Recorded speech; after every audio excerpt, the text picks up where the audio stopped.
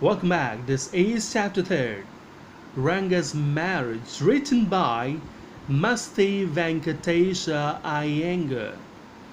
And now, I'm going to explain page number 18 to you. So here we go. This priceless commodity, the English language, was not so widespread in our village a decade ago. That was why Ranga's homecoming was a great event. People rushed to his doorstep announcing, "The accountant's son has come." The boy, who had gone to Bangalore for his studies, is here, it seems. And, "Come, Ranga is here, let's go and have a look." So here this line say, since English language had been a thing of great value and its spread in the society was limited, Ranga's return to the village after completing studies in Bangalore had been a huge event. All the people from the village crowded near his house, shouting of his return from the city, and were also asking other villagers to go there and find the changes in him. Next part. Attracted by the crowd, I too went and stood in the courtyard and asked, "Why have all these people come? Well, there is no performing monkey here." So here this line say, the author too had been pulled by this strong urge and moved. Standing in the courtyard and surrounded by a mass of people there, he was compelled to ask them if there was a performance by a monkey. Next part now. A boy, a fellow without any brains, said, loud enough for everyone to hear, "What are you doing here then?" A youngster, immature and without any manners. Thinking that all these things were now of the past, I kept quiet. So here this line say, a little dumb ass, that is, a stupid little boy, shouted at the top of his voice and inquired of the author what he was doing there then. The author instantly realized that expecting manners from a youngster was a matter of past now, and so he kept quiet. Next part. Seeing so many people there, Ranga came out with a smile on his face. Had we all gone inside, the place would have turned into what people call the black hole of Calcutta. Thank God it did not. So here this line say, Ranga now came out with a smile at the sight of the crowd outside. He compares, that is, the author compares this crowd with the crowd of Calcutta, where only blackheads could be seen. He imagined of this situation if they entered the room, but thankfully it was not the case. Next part. Everyone was surprised to see that Ranga was the same as he had been 6 months ago when he had first left our village.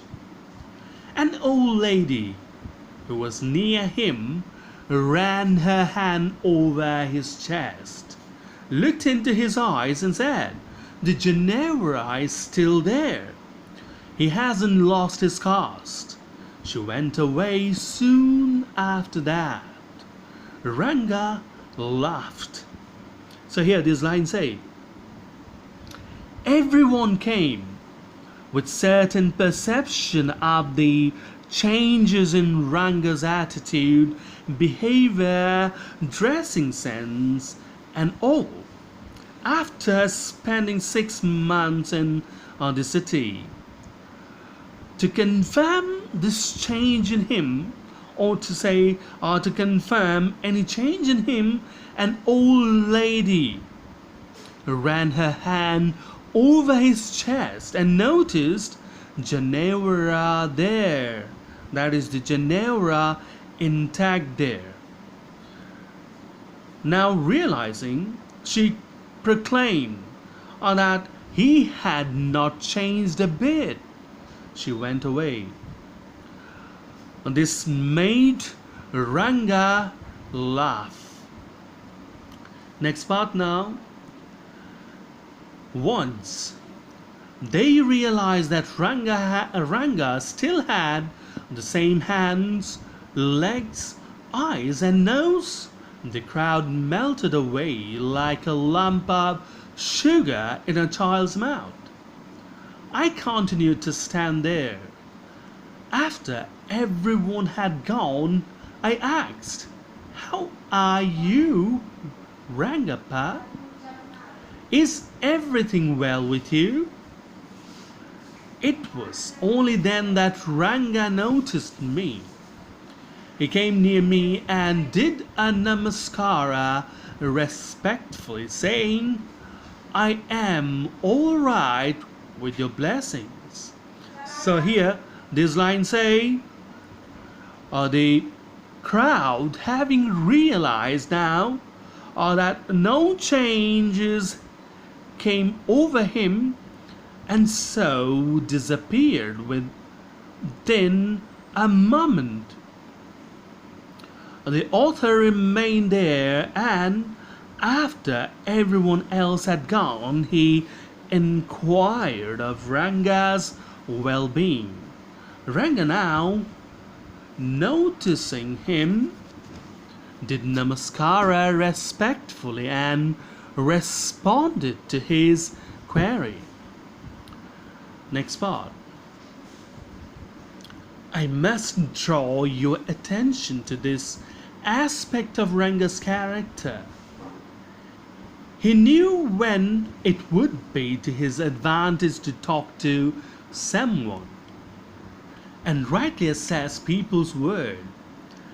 As for his namaskara to me, he did not do it like any present boy, with his head up towards the sun, standing stiff like a pole without joints, jerking his body as if it was either a wand or walking stick.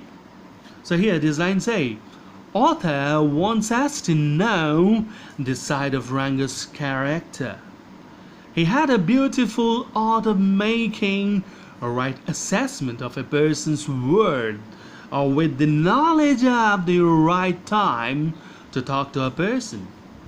His namaskara was unusual, was extraordinary too, from the point of view of the modern time, when boys who kept head up and stood like a stiff pole and giving a jerk to the body like a stick would do namaskara.